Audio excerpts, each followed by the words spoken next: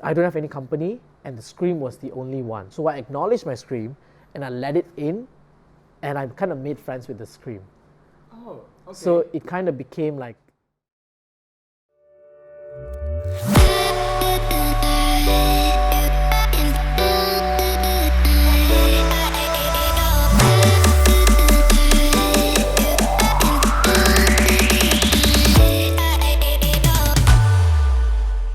Ladies and gentlemen, welcome to Discovering Talk Show, and I'm Vincent, your host for this evening. And Discovering Talk Show is basically about a platform for everyone from different backgrounds to come here to share about their stories, and so that the audience can learn a little bit things about this.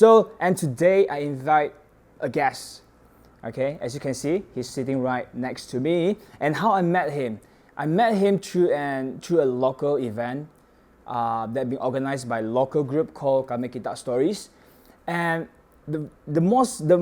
what fascinating about him is that he chose a very interesting topic to represent himself, that is a silent scream. And it makes me wonder why these two words, and how these two words so important for him. And that's why I invite him to this talk show to explain to us why these two words is so important and what's the meaning behind it. And Kumar, thank you so much. I know you are very busy, okay, and you flew all the way from Penang just to hear. Wow, Penang, man. So maybe you can introduce a bit about yourself, like where you're from, like what you currently doing. Okay, I'm Kumar. Well, okay, let's start with the typical demographic answers. I'm 28 years old. Okay, there is a nickname within my gang. I'm always known as the Satu Malaysia boy. Why because Satu Malaysia boy? I'm born in JB. Uh-huh. And then at the age of 1, I moved to Penang. Okay. And then after that, I studied in Melaka. Uh-huh. I finished my clinical phase there. And then I worked in Kuching. Yeah. So like throughout your 28 years, you've been moving to 4 states. And then also I can speak 4 languages. What languages? I can speak my own mother tongue, Tamil. Uh-huh. I'm Chinese educated from 4 years old. Oh really? You can speak Mandarin? Oh my god, luckily we didn't talk anything bad about you, man. And then I can speak Hokkien. I can speak Penang Hokkien very well. Not very well, like I can understand Penang Hokkien very well. Of course I speak Bahasa Sarawak now. I speak BM. Okay. Yeah, 5 lah. 5. 5. Yeah, 5, 6, yeah. But you can speak Mandarin, right? How about Hokkien? You cannot speak Hokkien? I can, but you see, if I'm in school time, my Hokkien is really good because, you know, Penang kias always, we speak in Hokkien. Yes, sure. So once after that, I mix with other group of people. I only use like Chinese. Because a lot of people, like, I mix with a lot of them who are from the like southern part, who speak a lot of Cantonese. Yes. But I don't understand Cantonese. Oh, so you can't understand? Yeah. So that one pity fall with me is that I don't understand Cantonese. Like my friends tried their level best to bring me to watch Cantonese films. I'll understand a few things, but then in the end, I still need subtitles. I also need subtitles, to be honest, if I watch a Cantonese movie. Even Mandarin. It'd be so weird, right? No, it's okay. So back to this. So, because during last year, right? Last year we met, right? And I really didn't have the chance, or I just forgot on asking you why Silent Scream. Why you choose the title Silent Scream to represent you? Okay, the idea behind Silent Scream, the inspiration, it came from a very famous portrait by this, I think it's an Italian or French painter. I think it's Machiavelli, if I'm not mistaken. Okay. Please don't kill me because of that. It's okay, don't worry. It's a picture of, the title of it's called Scream. Okay. It's also a picture I used to promote my portion of the talk. Oh, really? Yeah. So it's, if you were to Google, if anyone were to Google Scream, the painting Scream, you see a person, like, the entire picture is very chaotic. It's like a lot of orange, because in painting you use orange, yellow and red to represent anger and chaos. So the entire picture is like filled with a lot of red swirls, and then you see one like silhouette of a guy in black holding face like that. So that gave me an impression, because when you look at paintings don't talk to you. Yes, true. And it's silent, it silently deliver. So that gave me an impression of what I felt when the first time I realized I might have a problem. So it resembled that. So that's why I use Silent Scream. And then I wanted to use something a little bit more catchier. Everybody thinks that depression is all about like dark and like they use black dog. They use black dog. Oh, yes, yeah, true, they use black dog. Like it's always linger around you. But to me, it doesn't really relate in that sense. It's more of like my inner scream. And it's very silent because no one from the outside know. Even you, when you met me, you never. Yes. You told me this. Your exact word were, I don't believe if you were to tell me that I was depressed. Yes, true. It was totally different, man. The way that you portray yourself. I thought like Silent Scream maybe just like, oh, how people judge me. But when I really sat down and listened to your story, I was like, what? A guy that, as cheerful as you, as vibrant as you, having this kind of thing, I was like, whoa, okay. That's really, really like caught me, you know? And you said that when you look at that painting, right, and it's resemble the inner screams that you are fighting with. And what kind of screams that you are having during that period of time? The screams that I had, I think basically everybody has this inner voice that tells you that you're weak, you are not as worthy as you think you are. So those were like the screams that I had. But then my screams were like more to an extreme where it made me have this jealousy which turns into envy. Like it would tell me things like, oh, you think you're smarter than the other person, or oh, you want to become a neurosurgeon. Maybe you plan too early because you're not going to become one. Like that kind of scream. And then it tells you that, oh, you have already planned your life. Because by that age, 24, I've already planned my life. I told myself, okay, I'm going to finish housemanship. Like while doing this, I'm going to take my professional papers. I'm going to pass everything in that 2 years, so that when I finish housemanship, I can already start my specialization. Like people don't really do that, but I've already planned that. Like I've already applied to universities and places, and I've already looked into if I become a neurosurgeon, where I want to work. I've already gone to like that extent. Like I've already planned 20 years of my life. Wow. In that 6 months of span after I graduated. So it's probably the worst thing that anybody could have done. Plus that there was a lot of like turmoil or roller coaster emotions were going on. Like I know, even my mom, if you ask my mom will tell you that the day she sent me off to Kuching, she knew that she was not in peace because she saw my face was not peaceful. Yeah. Okay. Even you ask my mom, like a few months back, she told me that. I said, I don't know whether you remember or not, like when you left Penang to go to Kuching, you were not in peace. Like you were showing that you were happy, but you are not. Then I actually told her that, yeah, actually I was right. Like I was not ready. Because that 6 months I planned so many things that, yeah, I did plan for my entire future, but I decided I wanted to go on a solo traveling trip. Okay. But it didn't happen. It didn't happen. Everything didn't fall according to what I planned. And then that time I took part in the dancing competition representing my college, and I was a leader. And we trained so hard, we thought we were going to win, but then we came out like first runner up. It was good enough, like the crowd said that we were supposed to win, but then that lingered. Like it's like my type A personality of me. Like I want to be good in everything. Okay. So that all contributed to my scream. That, oh, you thought you were so great, but eventually you're not. So that became louder and louder, and of course some days I can battle it and just go to work. But some days when I come back, when you are so tired, you're exhausted, all you can do is, you don't have any company, your company is only your scream. Yeah. So sometimes my mistake was I let the scream talk to me. Like, okay, what you want to say, you tell me now.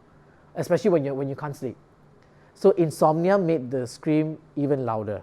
So which means that the wrong thing is that you shouldn't let the scream talk to you, but you should suppress it, right? Yes, like people say that you are supposed to listen to your scream, because like people tell that even suppressing your scream is not a healthy thing, like your emotions.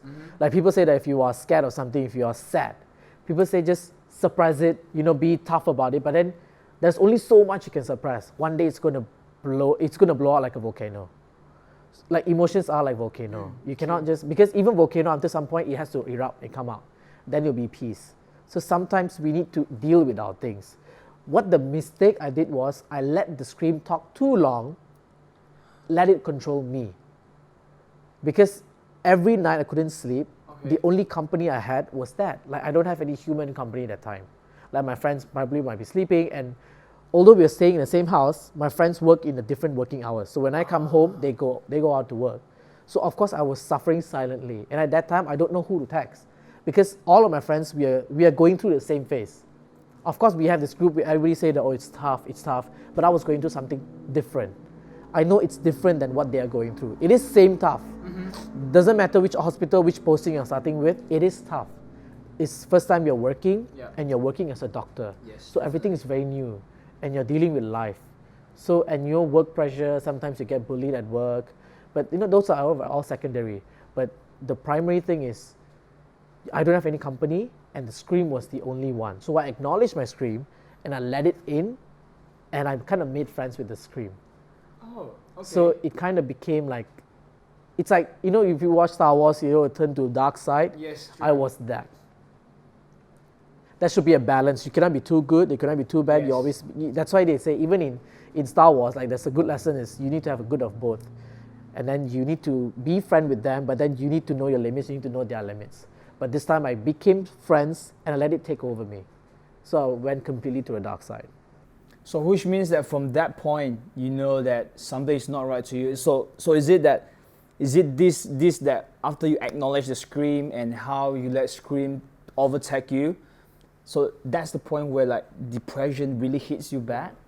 And then the worst thing was, when you're at work, there's so much going on, you know that something in you just want to scream, but you can't be screaming in the hospital. Yeah, patients get to scream, you can't scream, and on top of it, you have bosses screaming at you for no whatever reasons, and then you just want to cry, like, for no reason. Like, I'd be doing my work, all of a sudden I'd be seeing like tears, I'll be crying, and of course some people have noticed. They say, "Are you okay?" They thought I'm just crying out of stress, but this is a different cry. This is just, I know something inside is not right. It's just coming out as, there's just too much emotions going on. I just want to let it out. But I don't know why am I crying. Like, that's the time I realized that you don't really need a reason to cry. Like, people think that you see something sad, you're feeling sad, that's when you cry. But cry is just another way of you letting out your emotions. It could be happy tears, it could be anything. But that time I didn't know. You didn't know that what this tear is for? I didn't know what these tears are for, because it just started dribbling out of no reason. So that's when I realized that something is not right. So it is like another form of silent scream. Like, I want to scream so badly, I can see a smaller me inside screaming, but outside I'm having this tough exterior that I should be all right. And whenever I tell people that I don't think I'm feeling right, they always say, "Oh, shake it up, it's just, you're just having a bad day, that's all." But one bad day is fine, but when your entire week, your entire month is a bad days, it's not right. Something is not right. It's not right. Then how you like, how after that you know that when weeks and months that you're having this kind of feeling and something is not right, like you said, how you go and find it out that you know that, oh yes, I'm having this depression or anxiety at things? The first symptoms were insomnia, because of course working hours were haphazard. My eating habits were completely like deranged. So during that time I had really bad gastric, very bad gastric. Sometimes morning I won't be eating anything. I'll just get a protein shake and then I'll just go. Or sometimes just an apple and I won't even finish it. Sometimes I'll just survive the entire day with just water. I will have time to eat, but then there's a thing where in our workplace, if they see you eating, they think that, you're so free, right? Then they'll give you a lot of work.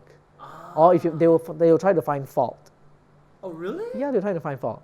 So it's like, even you get some time to eat, 5 minutes is your luxury. And even that 5 minutes, they won't let you free for 5 minutes. Somebody will come and ask you something during that time. I don't know how, I don't know why. But it happens to not just me, for everybody. So that type of work ethic, it doesn't suit me. There are people who can deal with that. You can call it strength, you can call them like Iron Man or Iron Woman, they are really strong. But there's just a line. It's different. That's not strength. Working and dealing with all this type, and you work for what? You want to say you want to help people? Yeah. I don't think so, because you're not helping yourself. if you can't help yourself, you're trying to help people, you're just giving yourself excuses.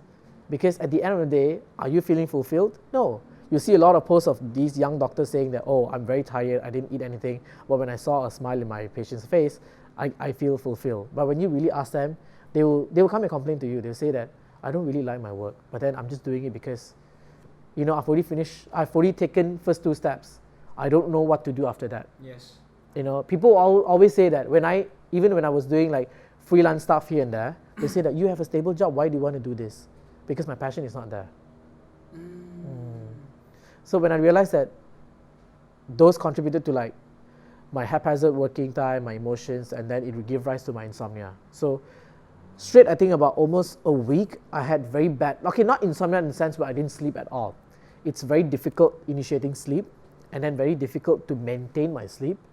And then I'll get up very early before my alarm. I'll be just anticipating the alarm to ring. Okay. I'll be just lying there, my eyes open. Or if I close my eyes, I know I'm closing my eyes. That's the worst feeling ever. Like, it's worse than opening your eyes and you know what's going on, rather than you're cheating yourself that, okay, I'm sleeping. But then you're just closing your eyes. Your eyes are open beneath that eyelid. Yes, true. Closed. And you know that something is happening inside your brain. Yeah, you just know. And then that's when, the inner thoughts get really, really loud, because those are your friends. You got nothing else to do. Yeah. I got absolutely nothing else to do. So that's when I realized something's not right. And then one good thing about being a medical student, a doctor, is that you already know these symptoms. I've seen patients, but of course it will take some time for you to acknowledge, because there is just an ego inside of you and also a scare that I don't want this to be true, because you already know if a patient comes to you with this kind of complaint, you know it's depression. It's textbook. So what I'm experiencing is what we call textbook symptoms, that it's textbook written. Okay. Like whatever it's in the list, everything is there, like irritable mood, haphazard eating habits, and then you start to eat like food at the weird point of time, and if you start eating, you eat a lot, and then insomnia, and then you always feel like this this long duration of sadness out of no reason. So all of this were happening to me. So what I did, I knew that it's time for me to seek a psychiatric help. I decided that. So I texted my boss. Okay. So every houseman, we have a medical officer who's in charge of all of us. So I messaged that medical officer. I texted him in the morning. I told him, boss, I think I'm going to go seek. I haven't slept in a few days. I didn't tell you because I didn't want you to worry. But I think I'm going to go to a psychiatric clinic. He immediately replied me and said, are you okay? I told him, I said, I know, I don't feel good, but I just want to hear it from somebody else's mouth. So I just want to get a confirmation. I will be back to work tomorrow, don't worry. He said, don't worry about work, just get your health checkup first. If you need help, you let me know. If you need any referral, you let me know. I said, I'll and he knew that I'm very shy because I'm scared, because what if one of my colleagues got to know that I am having depression? So it's a stigma, and people will start talking about it. Sure. So I went to a private clinic, and of course whatever I anticipated, he told me. Like I told him, I said, I think I'm unable to cope with my stress. So I thought that's my diagnosis. Like I need to be taking a stress management class, something like that. But I didn't put words in his mouth. He just said, you're having this because you're having depression. Then he gave me a questionnaire. Like when he started giving me a questionnaire, I knew that, okay, he is thinking in that route. And then of course there was in between, I thought of sleeping off. I think that was one of the insomniac nights. I actually thought, if I got to sleep, I just want to sleep off. I don't want to wake up. Why? Yeah, it's just I thought it was just too unbearable to live anymore. Like I didn't want to do anything. I was just wishing that if I were to sleep, I just want to sleep off. Like don't want to wake up. So that was a very scary thought that came to me, and I told him exactly. And then he gave me the suicidal risk questionnaire and stuff, and that's when he came to a conclusion that, okay, you have depression and you have panic attack and anxiety. So when I heard that, of course it was difficult for me to accept, but the first step to good like recovery is that you need to accept that you have a disease, you have a problem. I knew that because I took the first step of going. Nobody could like convince me. I went myself. So it was a big step for me to do it by myself, but I did it. And they were good. They told me that, okay, you have this, so we will put you on the medication, we'll start you. And then, so he immediately gave me 2 weeks off. But then no difficult problems came up. When I started telling my friends, some of them, they took it, but then they didn't really believe, because it was still very early phase of my work. It's like the second month of my work. So they thought I'm just giving excuses. And then my best friend who was staying with me, he was like, but you look fine. Are you sure you're having depression? Because everybody thought that when you are depressed, they have this stereotypical thinking of, oh, you should be really bad, like, oh, you shouldn't be taking care of yourself, or you can't, you'll be just on bed, you can't laugh or anything. Yeah, true. You can't eat, you can't go anywhere. Yeah, oh, you can't go, yeah, you don't want to go anywhere, which it happened in the later phase of my disease. But during that time, those were not happening because I was forcing these things not to happen so that people don't find it very easily.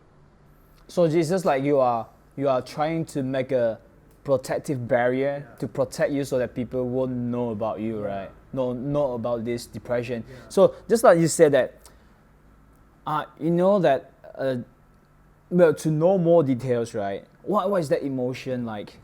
You know that when you know, you yourself are a doctor, you know all the textbook symptoms, but knowing that you are having depression as well, like how do you feel? I mean, what is the emotion during that time? I mean, definitely was very scary. It's not good because, you know, I've seen the extreme cases of people who are depressed. They get to go, if they really don't take care of it, you can turn into bipolar. Because one bipolar is people who have bipoles of their emotions. They can be very depressed, they can be very manic. So I have one extreme of it. So it won't take long for you to have the other extreme. It will turn into that. So that's why when I knew that, I was kind of suppressing it for like 2 months. It was kind of long. I should have just gone to the psychiatrist at really early when I started, like couldn't sleep maybe 2 days. Should have just gone, but I didn't. So when I knew that these symptoms were like coming and becoming progressively like bigger and getting more serious, I started getting worried. I was like, what if I were to do something? Because sometimes when you are too depressed, you can have psychotic symptoms. Like, I don't want to go to the phase where I started hallucinating things. Like, started seeing things that are not there, started hearing voices that are not there. Like, not like inner voices. Like, I can hear people talking kind of voices. Even though they are not there? They're not there. Like, I'm not hearing from inside, I'm hearing from outside through my ears. Like, seeing things that are not there. So I don't want to start hallucinating things. Or I don't want to start yeah, I had suicidal thoughts, but I don't want to be to a point where I'm daring to do anything. Like people who do suicides because they have already gone to that extreme. They have already crossed all that. They have already daring enough because they have gone through so much pain. That pain of death is a comfort to them. So I don't want to go to that edge. So when I knew all that, it was very scary. So immediately I went there. I asked the psychiatrist, what needs to be done? Do I need to be put into a group therapy? I was expecting more like a therapy between two person, but he started me on a medication. He said, yours is not that serious yet. You can just start medications. And so that's why I started medications. But of course, being a doctor, I thought it doesn't matter what occupations you are. Everyone have a thought about mental health, and it's a negative thinking. Of course, now we are talking more about it, but 10 years back, 5 years back, people even nowadays even still think that mental health is still a stigma. Yes, true. It's a taboo thing that you shouldn't talk It's still a taboo. Like there are so many counseling centers being set up, but still people think that if you are sad, you should just go watch a funny movie, or you should just go out with your friends. You know, the idea of just go and have a psychological counseling. It's just counseling. They thought that people would put something into your brain and brainwash you, or just simply give you a shock therapy. Like, those were the days were like that. Like, people think that if you are having some stuff like that, it's because somebody have done something to you.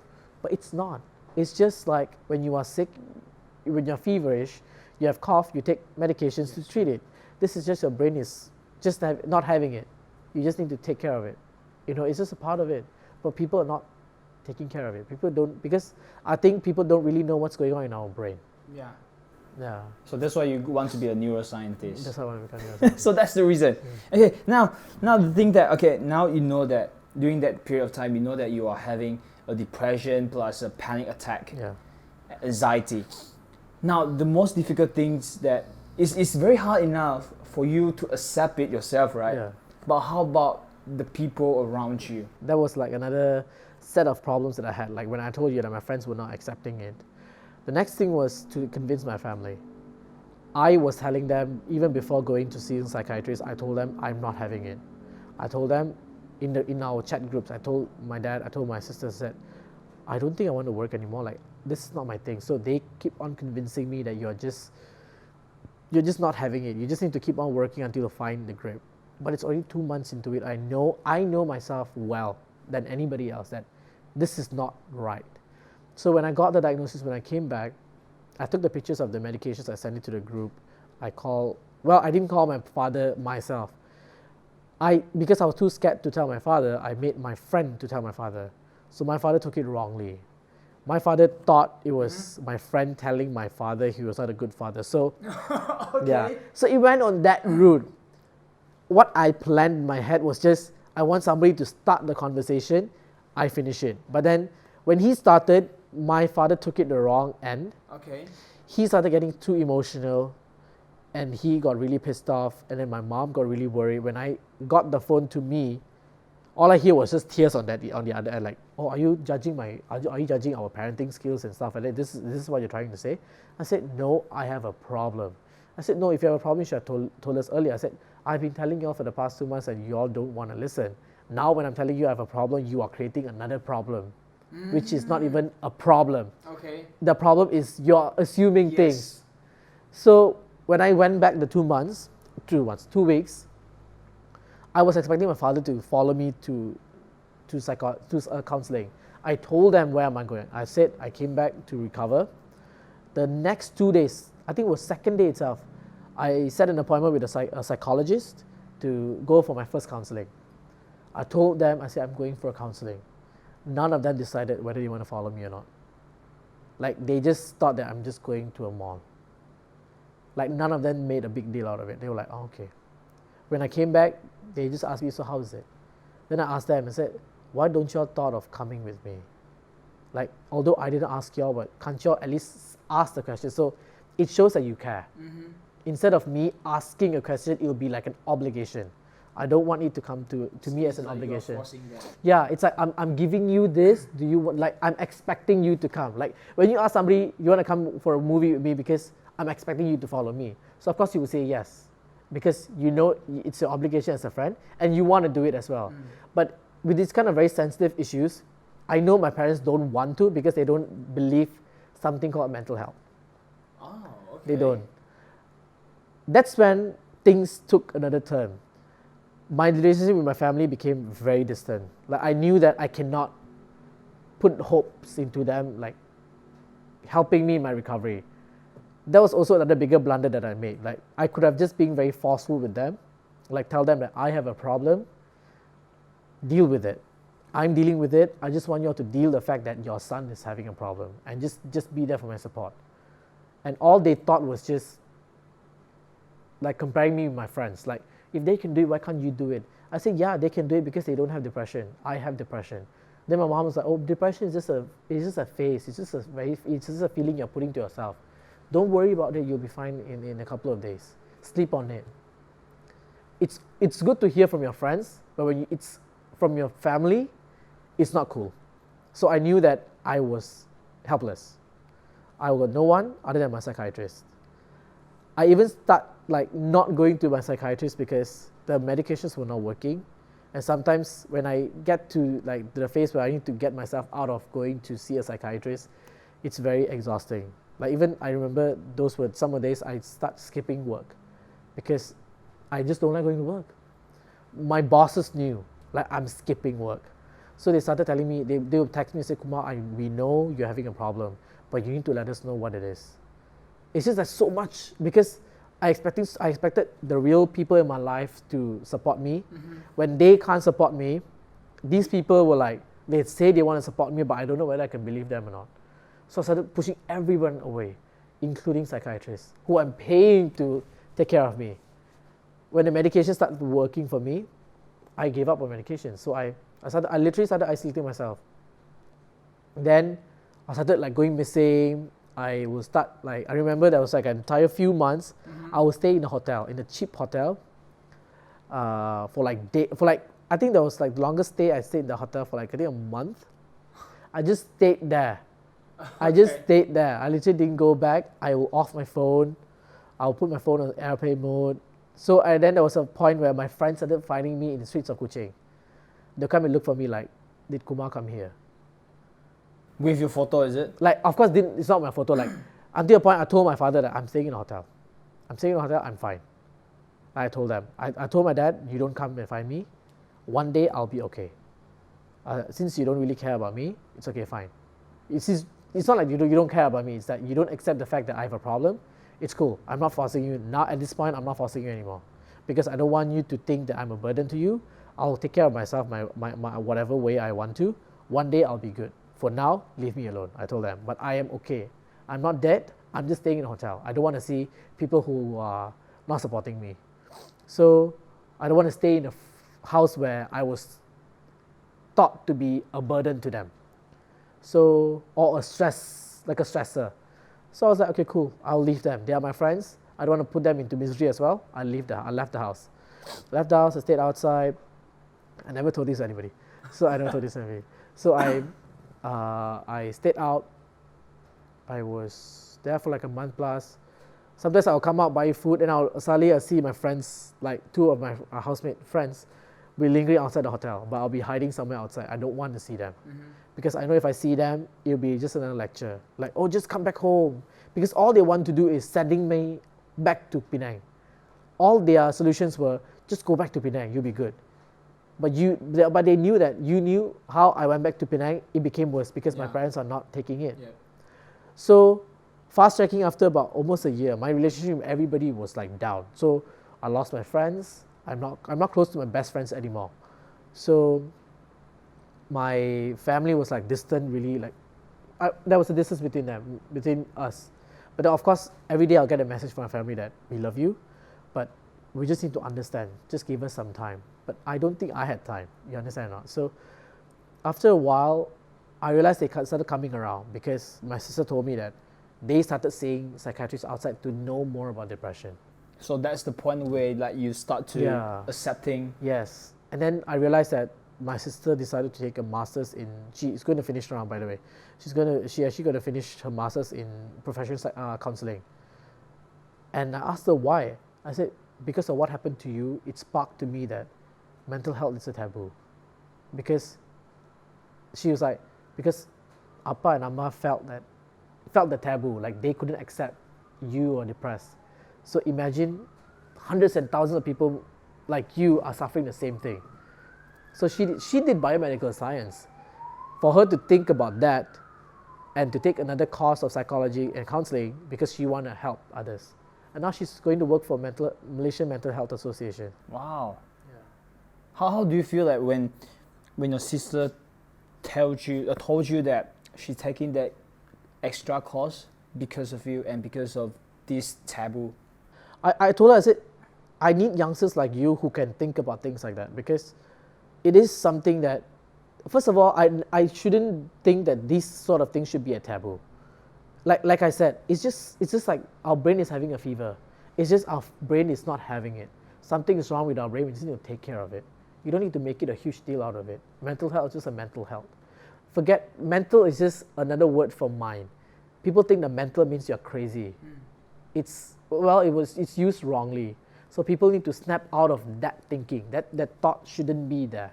So of course, when I saw my sister doing this, that's when I started thanking God for giving me depression, because of what happened to me, I sparked one more youngsters to take a step to make the society a better place, in the route of making everyone accepting mental health as just another health condition.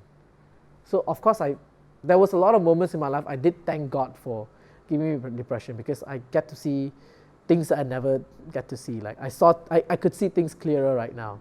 Especially I knew more about myself. The strength that I had to go through all of that.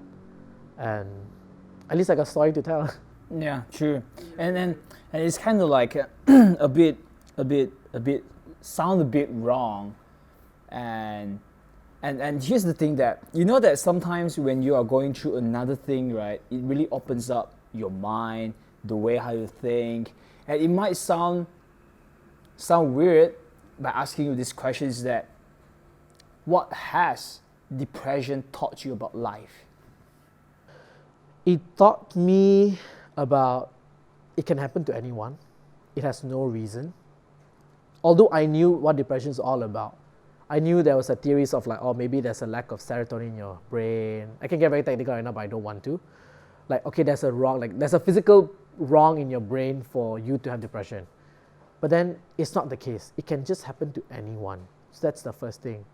Number two, mental health is a taboo. That's when I realized, although I've visited psychiatric hospitals and stuff, but I never knew that this was a taboo. I never knew. I never knew. I never knew. Because when you are a medical student, when you are seeing things on a daily basis, you don't feel a taboo, because everyone is everything. People come to me, like people come to hospital with HIV. People come to you with sexually transmitted diseases. People come to you with cancers in like places where like you never thought that you could have cancer. So I'm okay with all that. Like, to me, as a doctor, there's no such thing as taboo. So I never knew taboo was a thing. When I got depression, that's when I realized that, oh my God, mental health is a taboo. And even psychiatrists himself told me that how people around you are dealing with it. So when that gave me another thought that, what do you mean that? So when you go out, when you tell people you have depression, people are going to have difficulties accepting it because it's a taboo. So that's like another lesson that I learned, that I need to do something about it, because there are a lot more people out there who are suffering, and I'm so sad to say that there are hundreds of people killing themselves because of this. And of course, killing yourself shouldn't be a way of solving things in any situation, but mental health shouldn't be a reason at all. Should not be a reason at all. So that's why I need to do my part to contribute to society in a way that people can accept mental health just as another condition. Another thing I learned about myself is I realized that when you need the people that you need, you can't put expectations on anybody. Oh, you can't put expectations on anybody. I couldn't put expectations on anybody. Like, when you are having a difficulty, first thing first, of course, you want to have people, your friends, your family to come and help you. But that shouldn't be your expectations, because I had too much of expectations on them. At the end of the day, the one who got disappointed and got really, really bad was me. Because I can't put the blame on them. I can't sit around and cry and say, oh, they didn't come and help me when I really, really needed them. Oh, but when they needed someone, I was there the entire time. You can't expect somebody to return you your favor. If somebody gave you 100% of attention, your definition of 100% and their definition of 100% is different. They could have given you 100%, but to you, compared to what you have given them, it's just 10%. To them, a text to ask you how are you is 100%. But to me, it was just not even 5. Because when they were going through something, I was there physically. So I expected some people to fly over to come and see me and be there. Maybe these things couldn't have happened. Yeah. But then, it was my mistake to put an expectation. Because of that, I lost my friends. And it's awkward right now when I attend weddings of my best friends' weddings.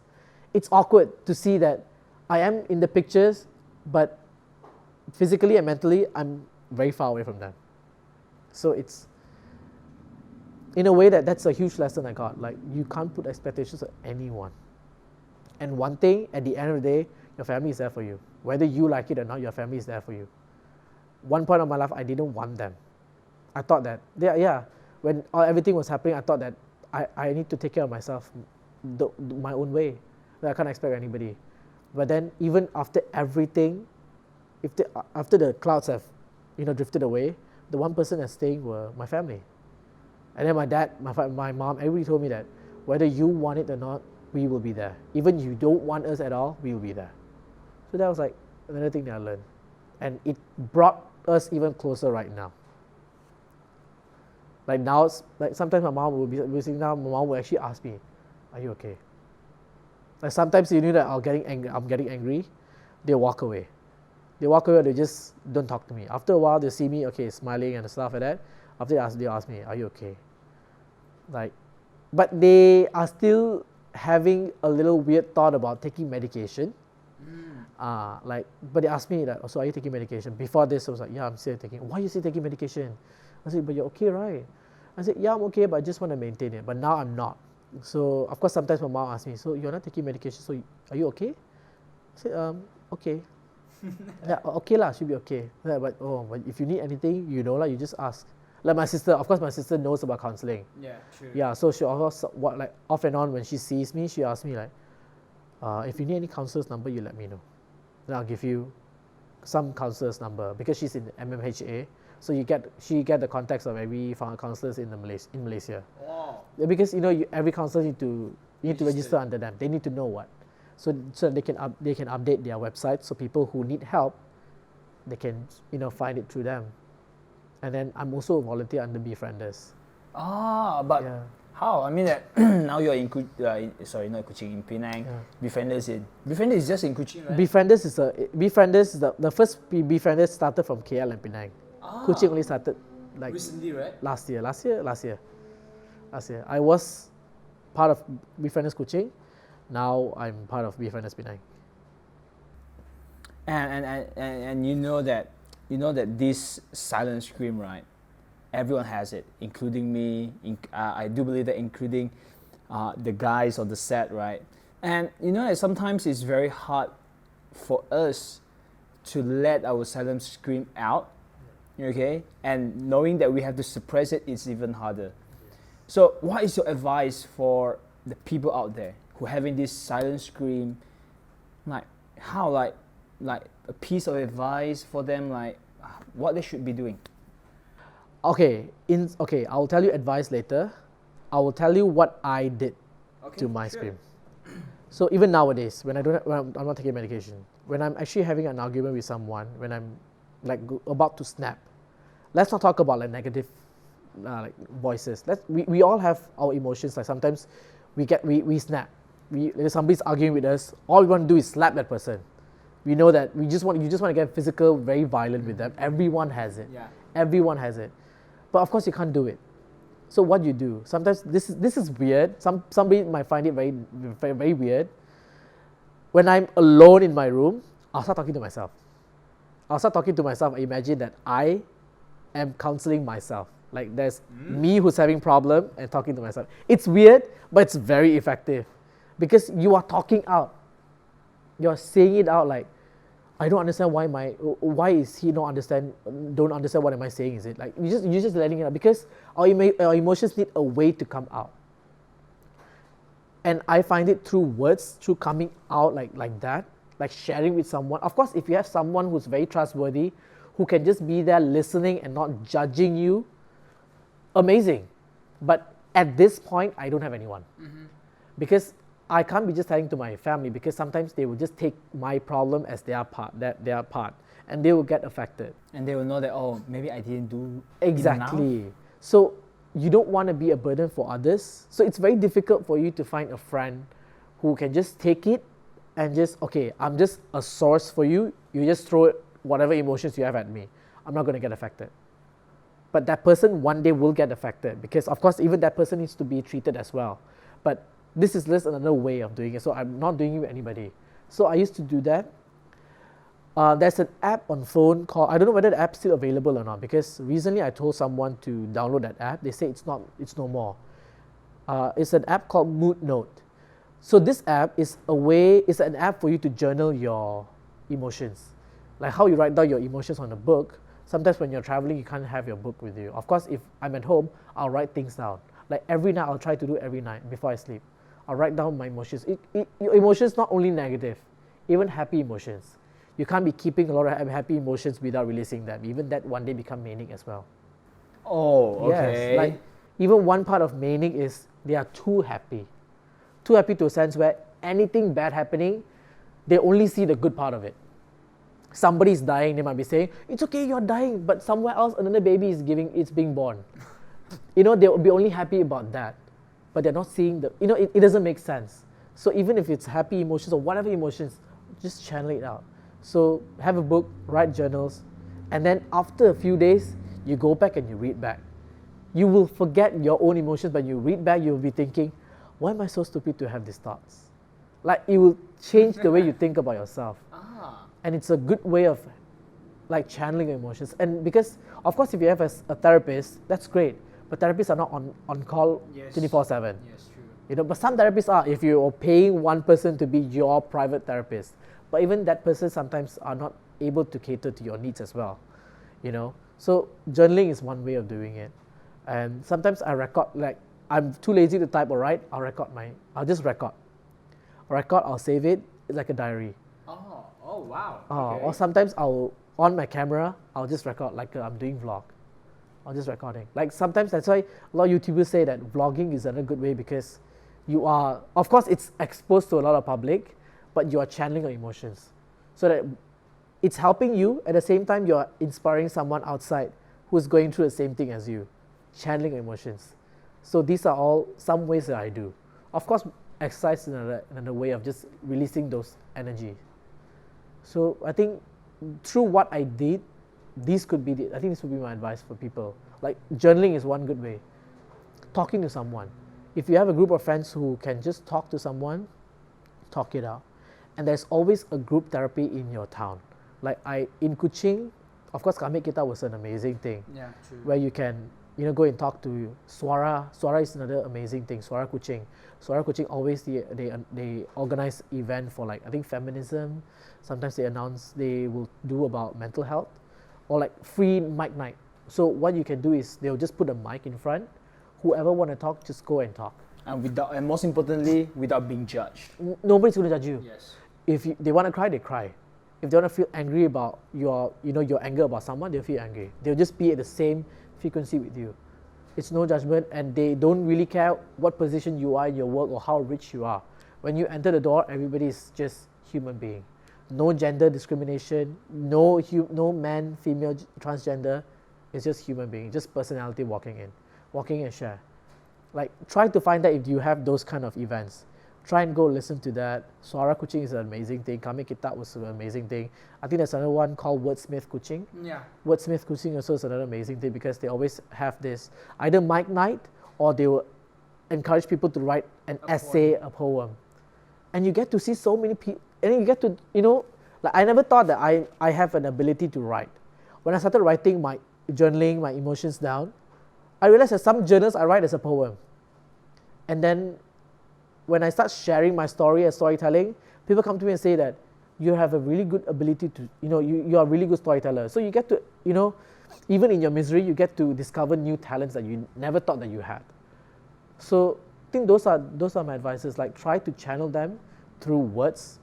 If you have modes to share it out in the form of voices, do it. But don't keep it. Don't bottle it in yourself. One day it's going to erupt, and the person's not going to hurt. It's going to be affected, not only you, but the people around you. That's why people will go to the extreme of killing themselves. Yeah. At that point, people say that it's the most selfish thing ever. I'm not going to sit down and call them selfish, because I have been to that extent.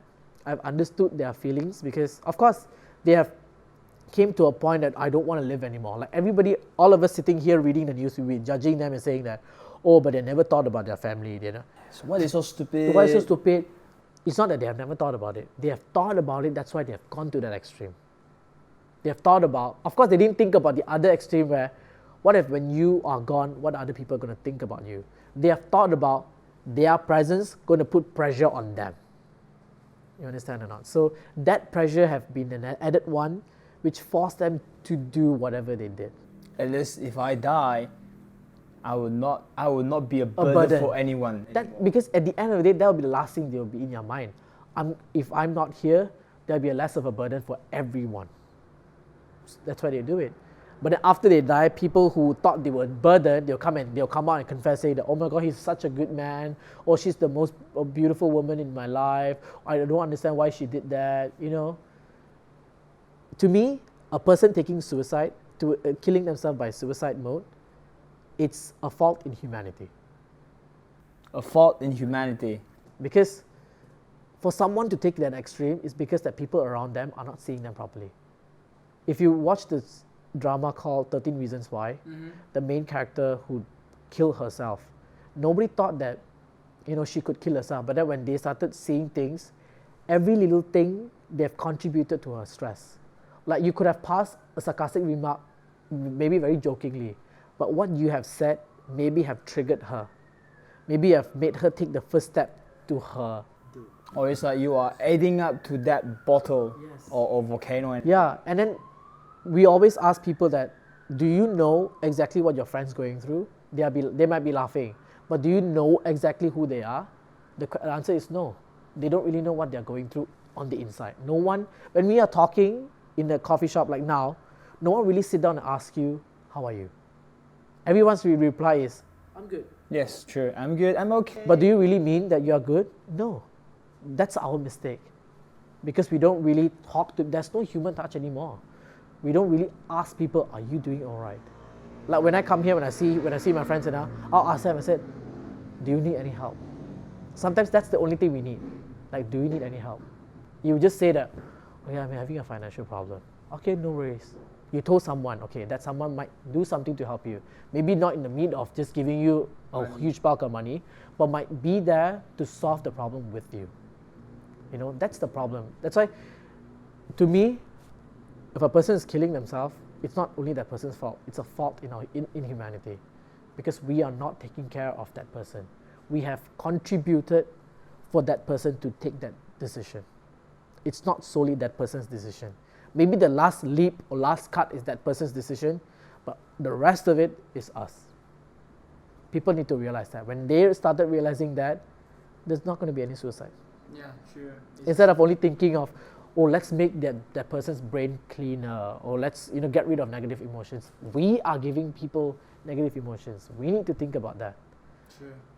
The next time when you open your mouth, you say something, imagine if you are the other person who's receiving this comment. If you think that you're going to feel good, go ahead. But if you're not, then keep it to yourself. Yeah, sure. Because you never know that the words that are coming out from your mouth, you never know that how you affect that person you're talking to. Exactly. We never know. We just want to do it because we feel like doing it. Or you post a comment on Facebook. Oh, everybody has rights to say whatever they want. Yeah. Yes. But then your rights shouldn't be affecting other people's mental status. Yes. If it's affecting it, then you are misusing your rights.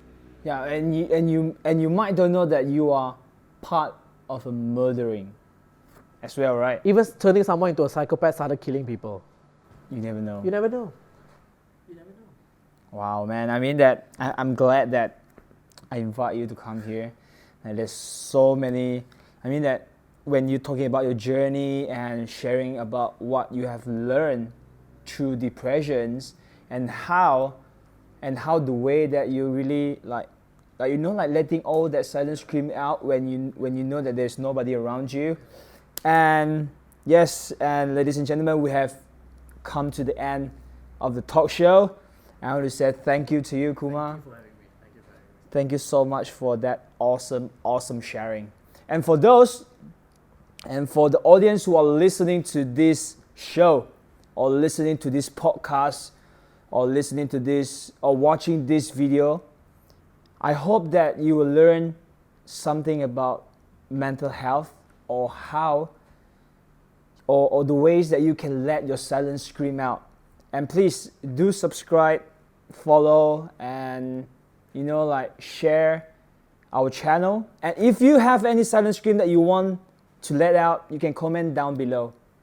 And I see you in the next episode of Discovering Talk Show with new guests, with amazing stories, and from a different background. See you next time. Thank you, man. Thank you. Thank you so much. Luckily.